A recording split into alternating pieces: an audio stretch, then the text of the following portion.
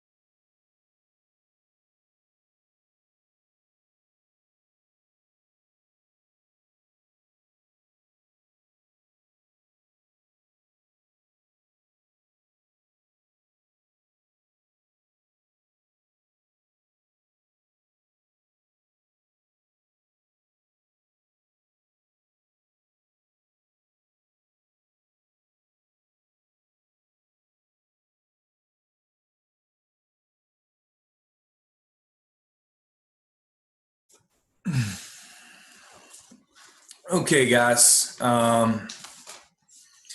Welcome back. We are going to start with a prayer and the pledge. Couple things. Your video is on. Wyatt Niefler, you've got to be, oh, you've got a collared shirt, don't you? You're good to go. Guire, let me see your Benedictine attire if that's what you're wearing. Bigelow. Mr. Carmen. Okay. All right, good to go. So we'll start with a prayer, and then we'll continue from there. And then I've got a few things that we kind of as a class need to talk about. Obviously, lots of adjustment that needs to be done with this new format and whatnot. So I'm going to unmute you guys for a second, and we'll start with prayer, then go to the pledge, and get started today. So let's see. Sam Saunders, would you please lead us in prayer? Do I say like class attention or anything? Or like... Yeah, go ahead, class attention. Class attention.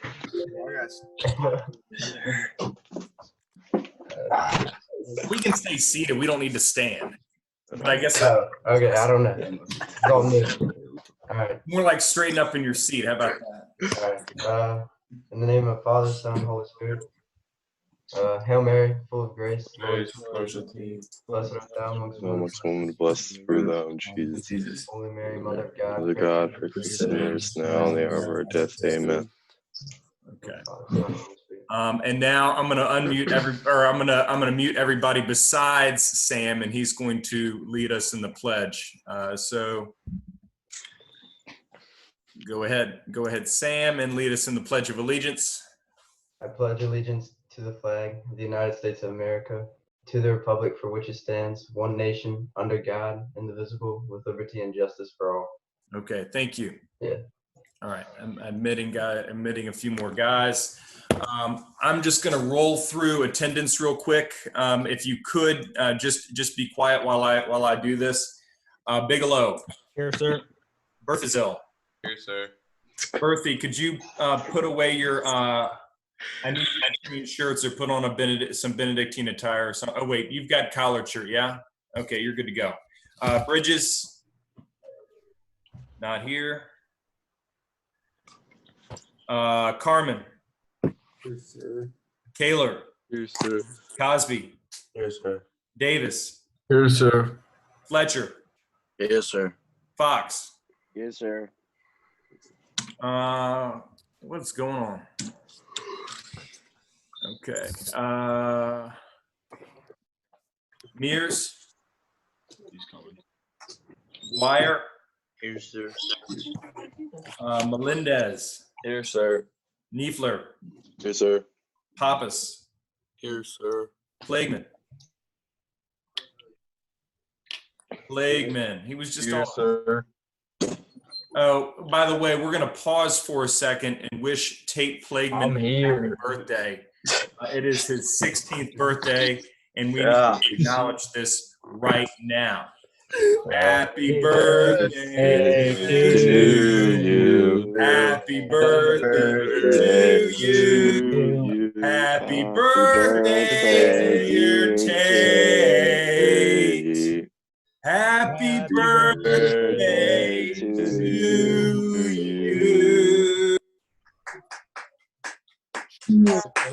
Love you, Tate. Yeah. Beautiful. Okay. Rhodes. Why is Fox still muted? Terrence Rhodes was on a second ago. Miles, you're late. Let's see. Saunders. Do you get demerits for that? Here, sir. Siegler. What? Smith. He's muted. He's here. He was here. I'm gonna mark him as absent. He's on mute. Oh, he's on. Yeah, he's He muted himself. Okay. Tootle. here. And then Marshall Williams. Here, sir. Okay.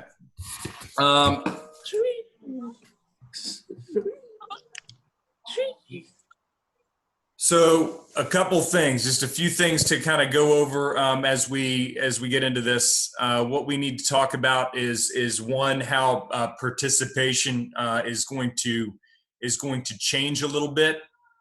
There is an expectation. Well, and to kind of compensate for that, what it's going to mean is that I'm going to up the participation grade in this class. I think right now it's about 10%. It's going to be higher, like 15 or 20, and I might take away from assessments a little bit just because it is harder to assess you guys. So you've got to take that into consideration now. Now, what is participation grade? What is that going to look like? It's going to look like a few things. One, you've got to, if you come in, you've got to make an attempt to show up on time. Okay, we can't have guys coming in and out and leaving and all that stuff. There are, exceptions that we need to make in terms of technology, but overall, we've just got to do the best we can with it. In terms of what you're going to need to do, if you're, messing around on video and all that sort of thing, all of you guys should be familiar with Zoom. It's kind of fun to mess with a little bit, but at this point, we've been doing this a week. That should be out of your system. Okay, so if you're doing something that's distracting to me, it's going to be as simple as just me docking points from you. If as long as you're sitting there quietly and paying attention, then we're good to go. Okay. And if you're on video, I expect that I'm able to see your face and all that. Okay, Noah Pappas. Okay, could we all right, good. I can't tell what I'm looking at when it's the top of your head.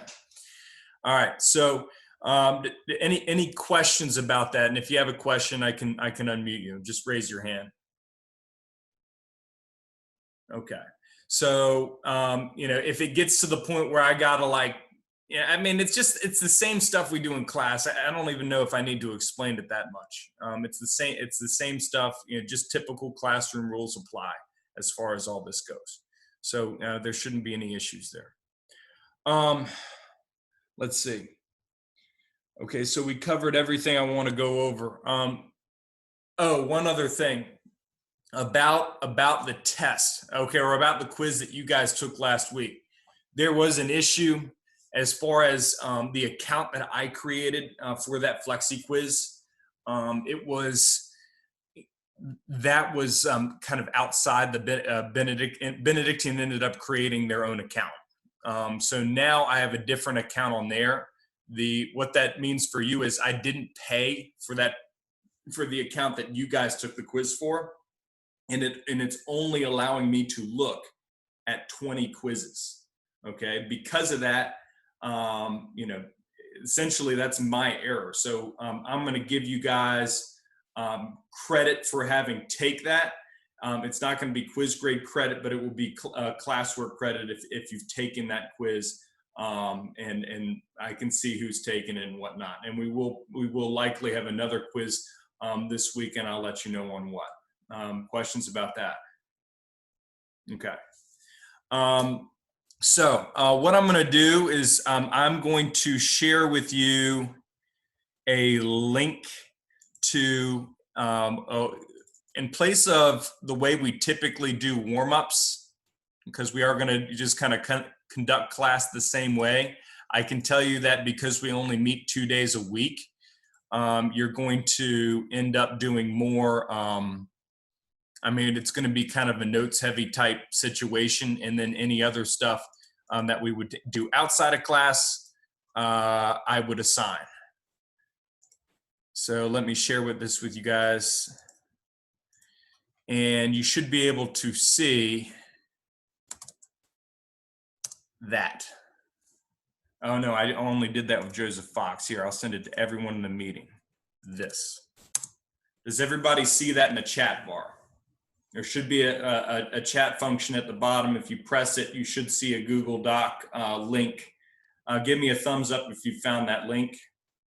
Okay, good. Looks like for the most part, everybody. Okay, so what you'll do is you open that up and you should be able to edit it. And let me show you, once you open that up, what you're going to be looking at.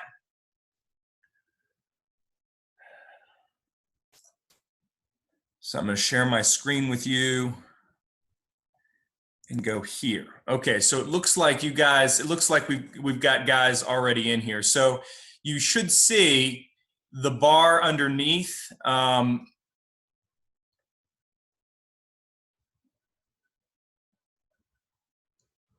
It's basically like a table for you guys to look at. And it looks like it's just Zoom's taking a bit of time to catch up. There we go. So what you should see is just different functions underneath, and you should be able, and each one of you guys have a different table or a different bar in that table. So this is the warm-up. We're all going to put our warm-ups on the same page. So for example, you put your last name, okay, and it looks like you guys are already doing it, and then you write in your warm-up question. And that is basically the warm-up sheet for this class, okay? And if you want credit, you got to put it in there. Questions about that process? All right, and what I'm going to do for you in a second is I'm going to share with you the warm-up, and you're going to go ahead and get that done. So let's see here.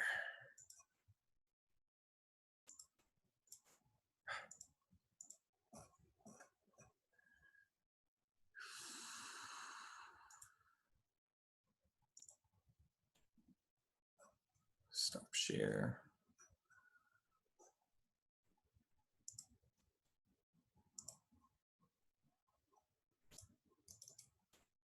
Okay. Does everybody see the warm up? Tootle, do you see the warm up?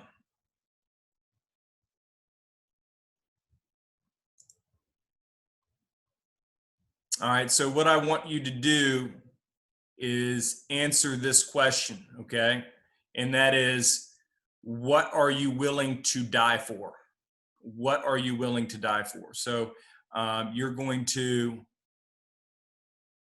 answer that question in the warm up, and and it can be as simple as making a list, right? It can be as simple as you just listing out the things that you personally are willing to die for.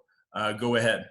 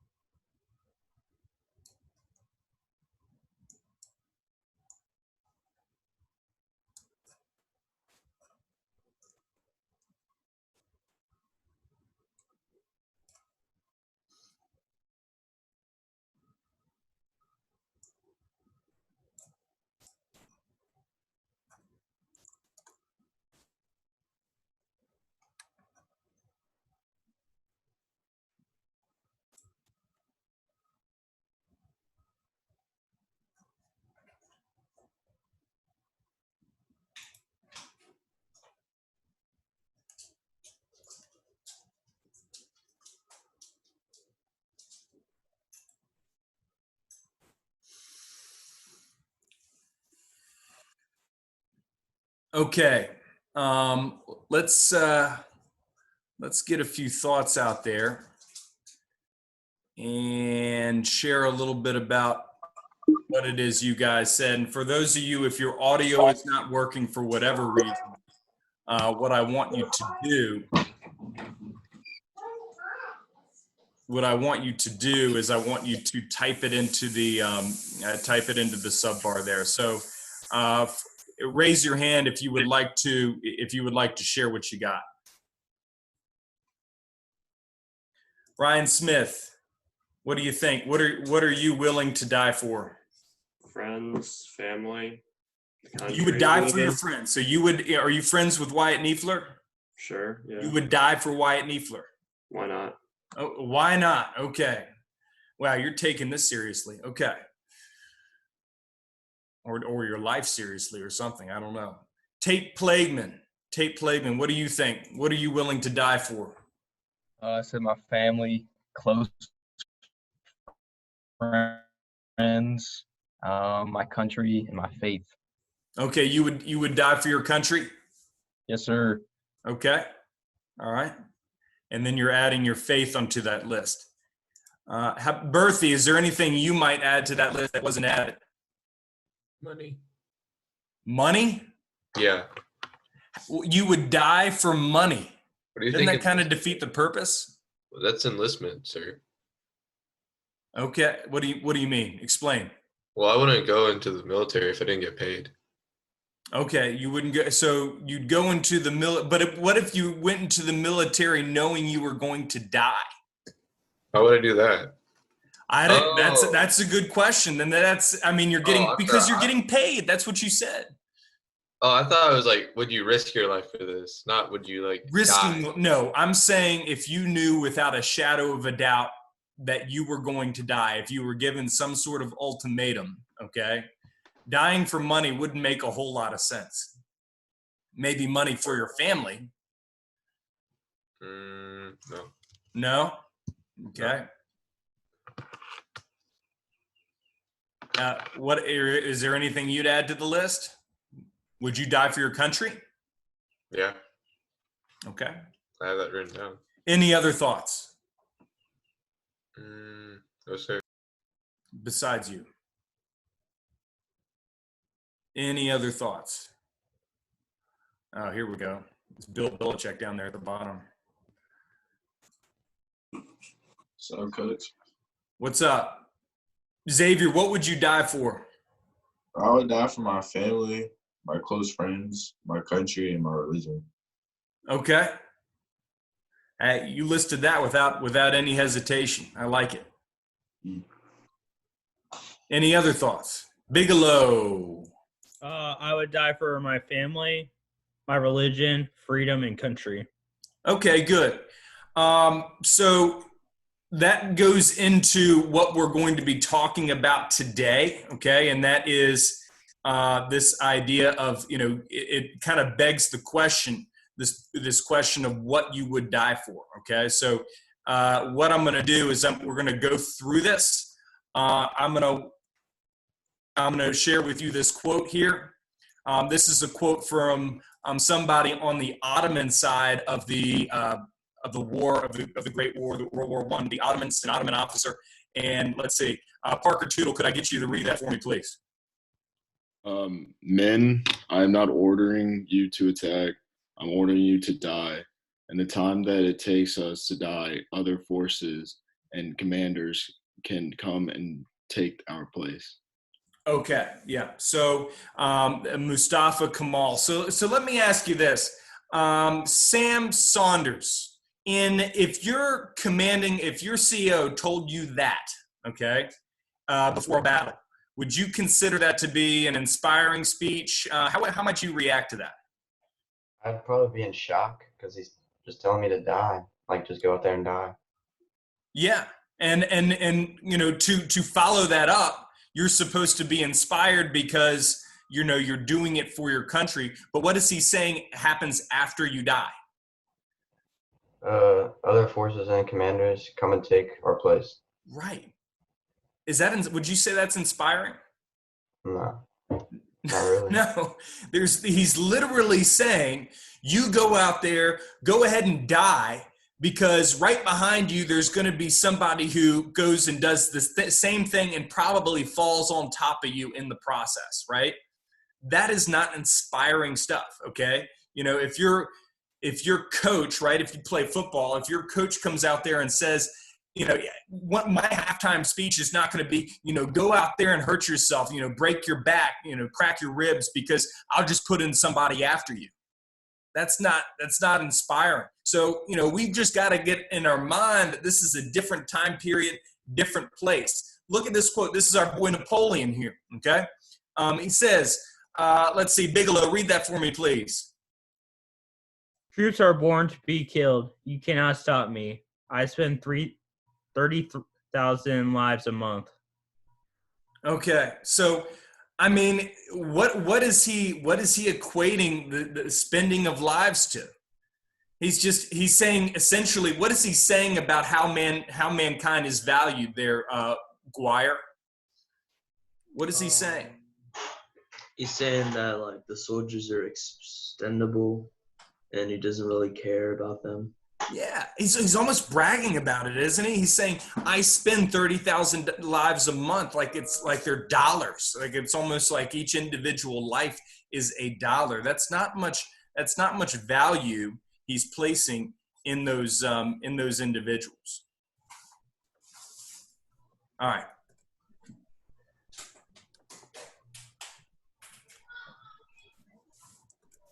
All right, so we're going to talk. We've talked about kind of the opening guns. We've talked about the causes. We're going to make our way into talking about the first half, because this is really a tale of two halves. This study of World War I. It's going to be two separate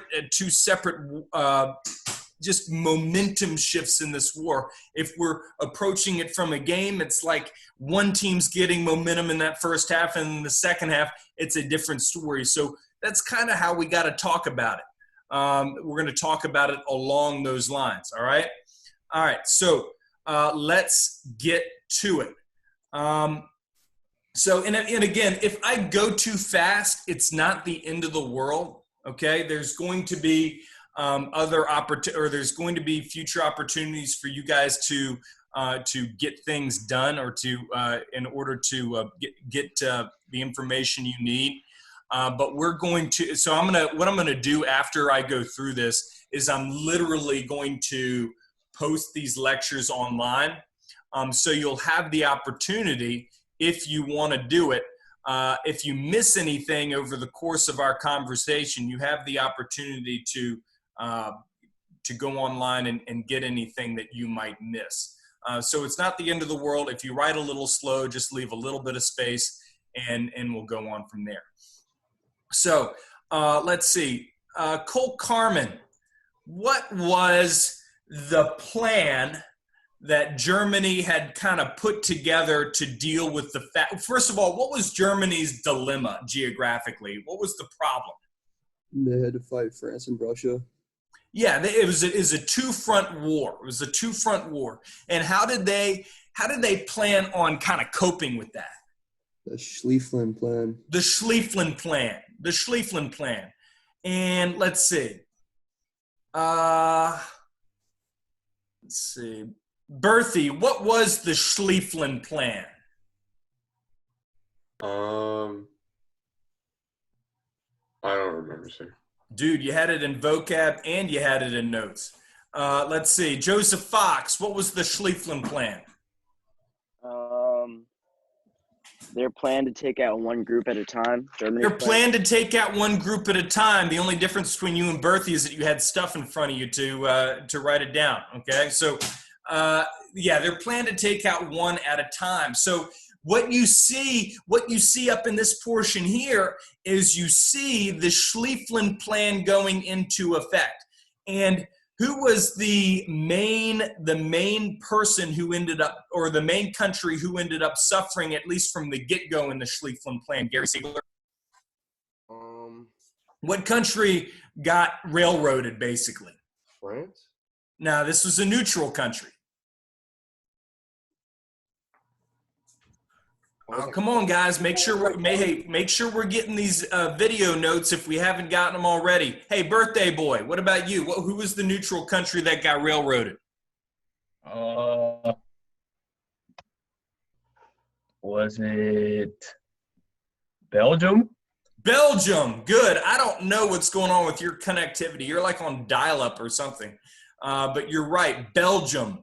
Belgium is the country we're talking about. They got railroaded. It's referred to as the Rape of Belgium. So the first thing we're going to talk about is this Battle of the Frontiers.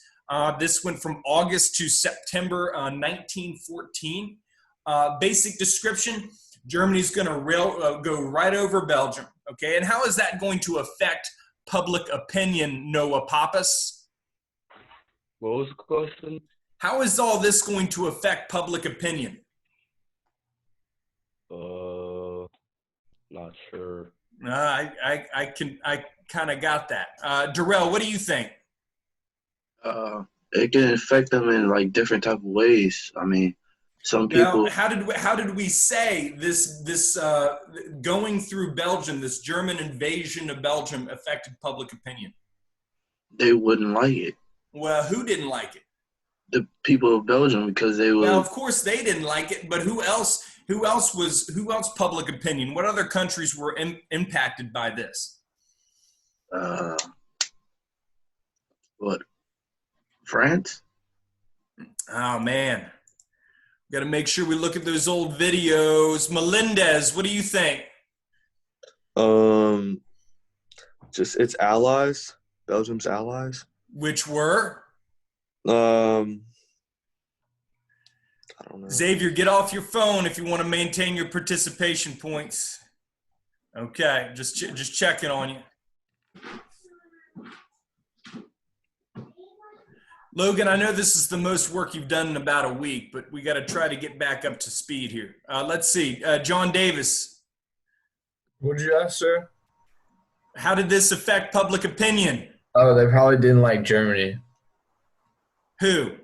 The Belgians. All right, you guys need to go back and you need to look at the old videos. No, the answer is Germany, or excuse me, Great Britain is going to be on the sidelines. They're going to look at this negatively. They're going to have a problem with this. The other one is going to be the United States. Right now, they're sitting on the sidelines, but this is going to impact them in a negative way. All right, so these are the sorts of things we're going to see. Moving on, we're going to see, first of all, the Germans are much more battle ready than say, the French or the British. We're going to see that they are going to be the ones who end up kind of coming in and I mean, Germany just kind of wrecked shop. The French don't stand a chance. The French are sending people out, and we're going to take a look in a little bit at their uniforms and just see why this is so difficult for them. So here's an account from this Battle of the Frontiers. Eric Kaler, can I get you to read this for me, please? Nothing more terrible could be imagined. We advanced much too fast. A civilian fired at us. He was immediately shot. We were ordered to attack the enemy flank in a forest of beaches. We lost our direction. The men were done for. The enemy opened fire. Shells came down on us like hail. Okay, so this is just, I mean, France is just kind of getting it handed to them in the early part of this conflict, which is important to take note of. Moving on, and this is to give you guys a sense, guys, this is probably the best army that has ever been created, this German army. I'm talking about better than the British, better than the French, better than the United States in perhaps world history. Okay, there is no single country's army that is stronger than that of Germany. Okay, so let's look at just how organized they were. Let's see. Sammy, would you mind reading this for me, please? This army has been on active service 3 weeks, and so far there is not apparently a chin strap or horseshoe missing. The infantry came in files of 5, 200 men to each company. The lancers in columns of 4, with not a pennant missing. The quick-firing guns and field pieces were 1 hour at a time in passing. Each gun, with its caisson and ammunition wagon, taking 20 seconds in which to pass.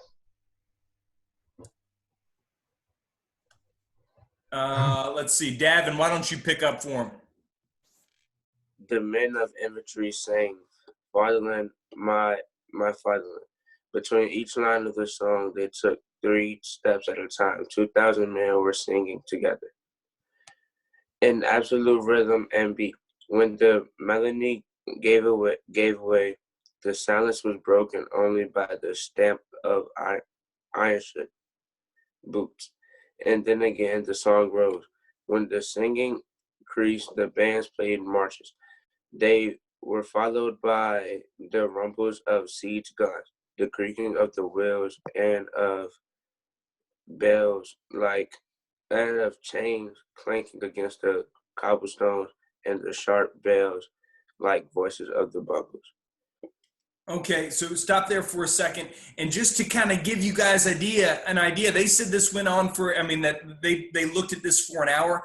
They were literally marching through this Belgian town in a form of a parade. Guys, this went on for 23 hours, nonstop, just this stream of soldiers for 23 hours. It was the best military that had ever been created.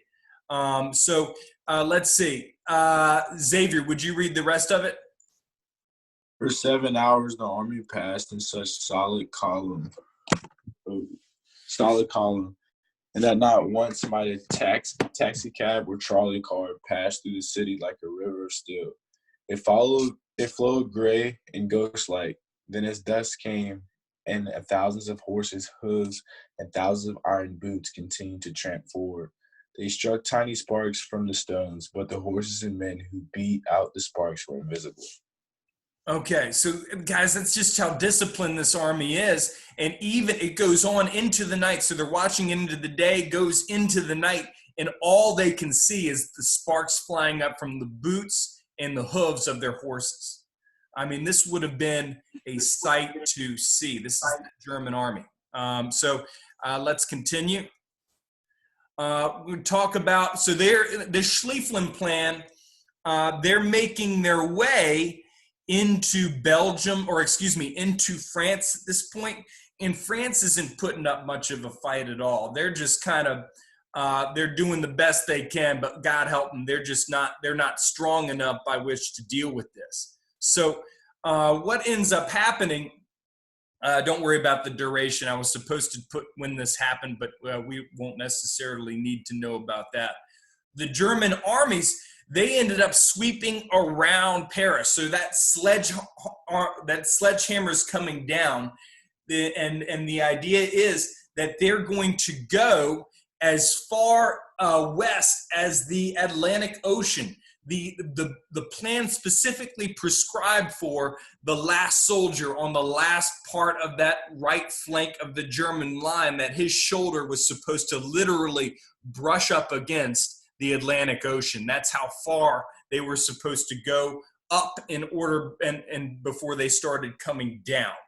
But when they started coming down, they literally got, okay, this is where this Battle of the Marne takes place, about 30 miles from Paris. There was even a point that wasn't even as close as they got. There were some reports of some German soldiers who could see the Eiffel Tower in Paris from where they were standing in the countryside. So they were close. And if they had gotten there, guys, World War I might have gone differently. But in terms of this Battle of the Marne, this is the single most important event of World War I. The rest of it, I won't call it boring, okay?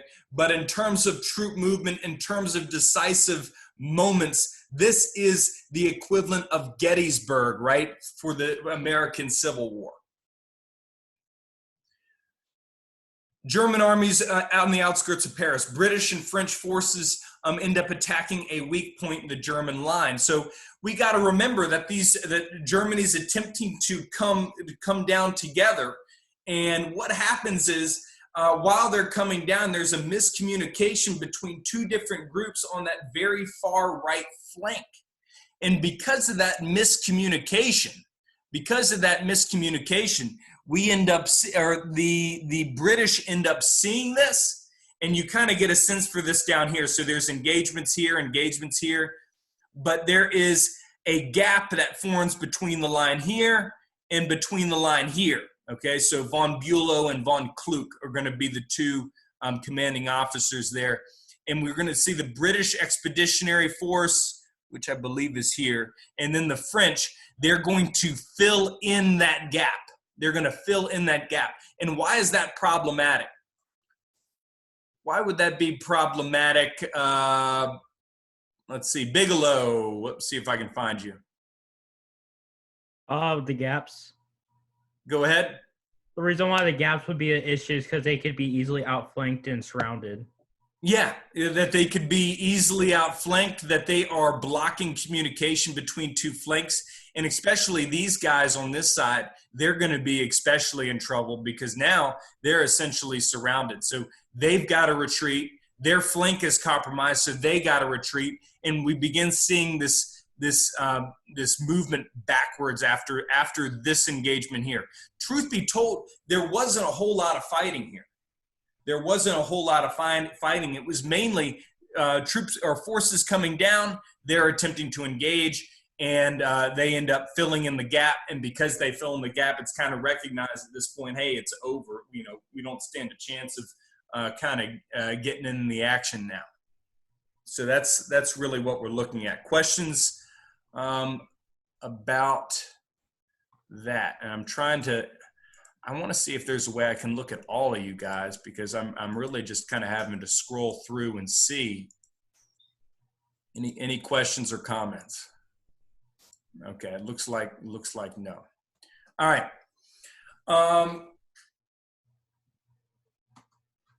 Moving on. I know some of you guys are still writing this down. We're going to move forward. All right. So here's a few of the groups here. So what you've got here, these guys, any guesses where they're from? Yeah, Bigelow. Scotland. Yeah, they're Scottish soldiers. The Germans referred to them as the ladies from hell because of their kilts, referred to as the ladies Ladies of Hell. Bigelow, show McLeod that. He'd probably really enjoy that. Let's see. French uniforms. And you look here, look at this 1914 uniform. And, pay close attention to how things change over the course of time. Any guesses as to why things changed the way they did in terms of their uniform?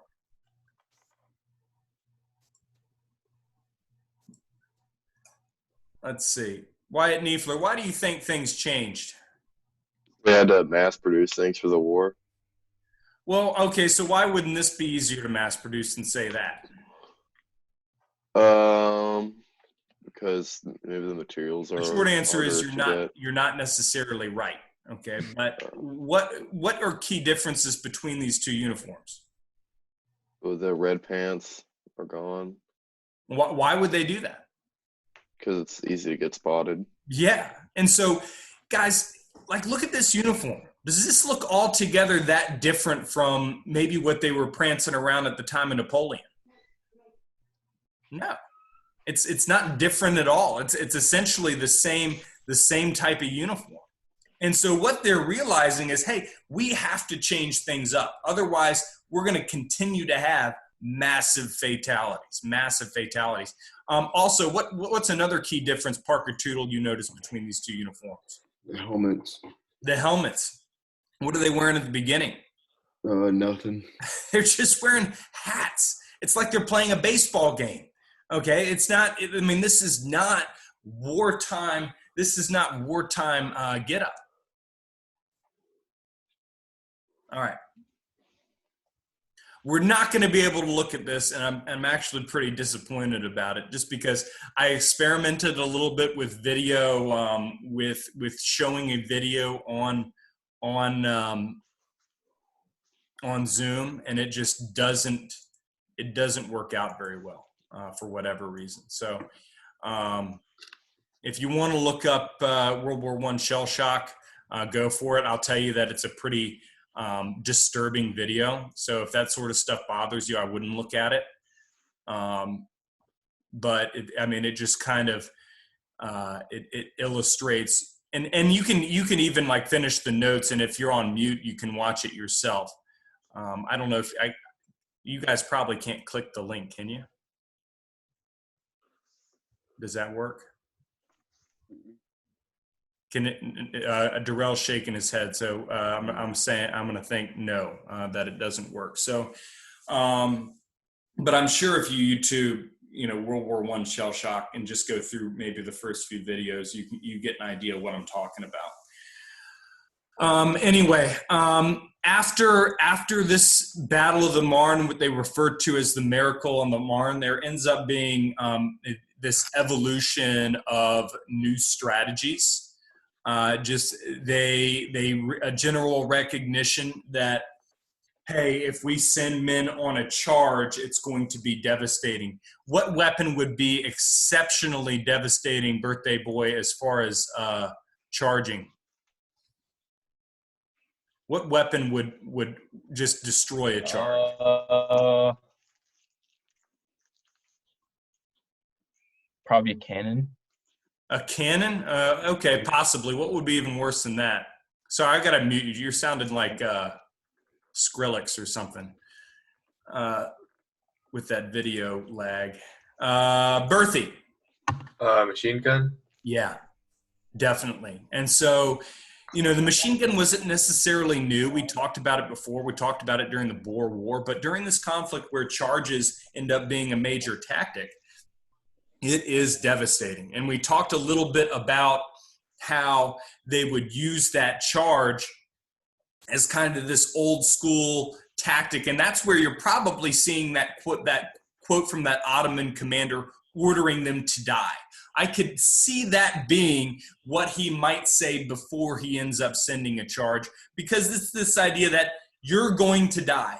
I'm sending you. You've got to go to your death. And, there aren't very many people today that would do that. But at this point in time, people were just wired differently, I think. Okay, if my military commander told me to do that, I'd be very tempted to just not listen, which might get me killed anyway. But anyway, so they end up trying these flanking maneuvers to instead of the charge because they just realize that's just not going to work.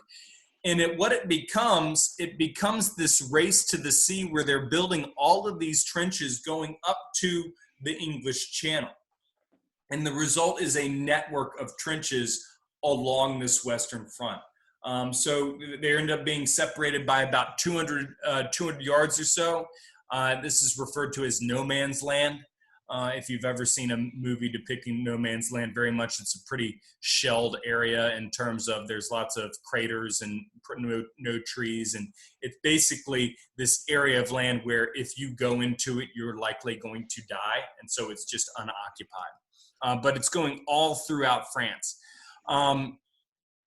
They have in terms of the trenches themselves, and we'll see a visual of this in a second, it's basically reserves go to the front line. Once you're at the front line, you go to the support line, and then you repeat that entire process is how it's going to work. So that is what we're seeing there.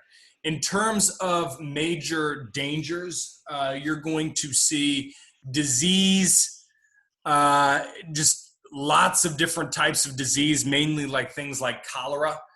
Trench fighting is going to be an issue. If successful charges are able to get into the enemy trench, you'll see a lot of bayonet type action. Mud, literally people falling into these artillery shell craters and getting sucked in by the mud and dying. And you can't, and I mean, nobody can reach them. So you just hear the screams of your friend until they end up dying. Rats all over the place, huge fat rats that got about the size of cats. They're going to, it's going to cause, they're going to end up using them for target practice. There's people who they're literally sleeping in their trench and you have a gnat gnawing on your face. Or injured people in the middle of no man's land, rats coming up to them and just eating them alive. PTSD, people didn't know what this was at this point in time. If you had PTSD, you were kind of seen as being a wimp or a wuss. And so you were just expected to kind of get over it. And then the smell of just kind of death and decay all around you. All right, so that's what I mainly wanted to talk about there. What I'm going to share with you now is a document that I want you to, a document that I want you to do. It's going to be a, let's see if I can pull it up. I want you guys listening to kind of the first like 50 minutes of a podcast between now and Thursday. And I want you just kind of putting in your thoughts on the podcast itself. So here, let me get a link for you to share.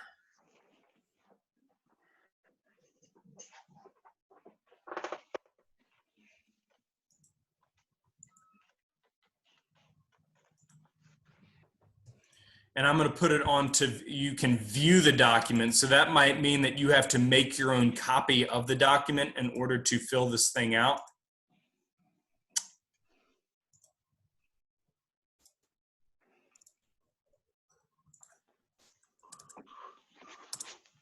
Okay. Oh, it was with just Eric Kaler. I want to send it to everybody in the meeting.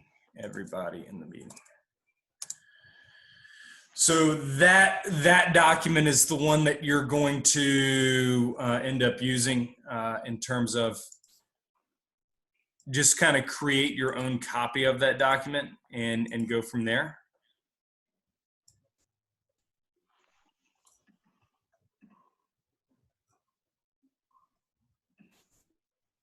It looks like most of you guys have found it. If you have trouble, just email me and I can send you a copy of the document either today or tomorrow. Don't get in touch with me later than that. But that should provide you. And all you're doing with this document, and I'll share my screen with you so we can see, and then I'll let you guys go. Where is it? Shoot.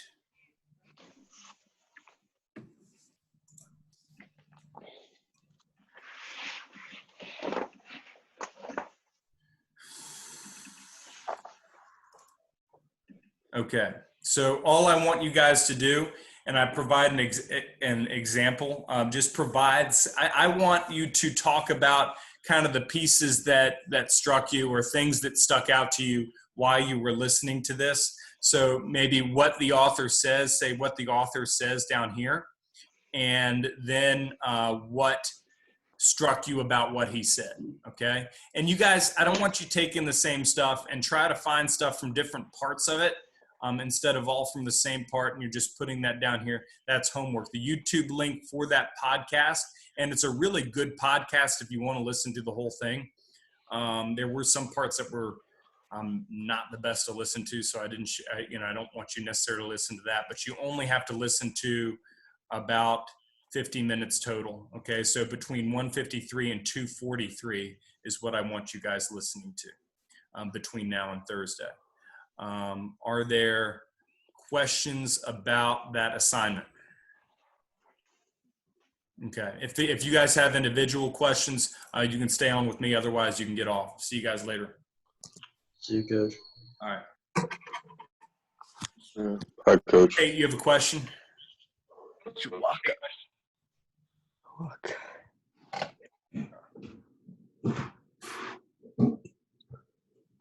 Gary, you good?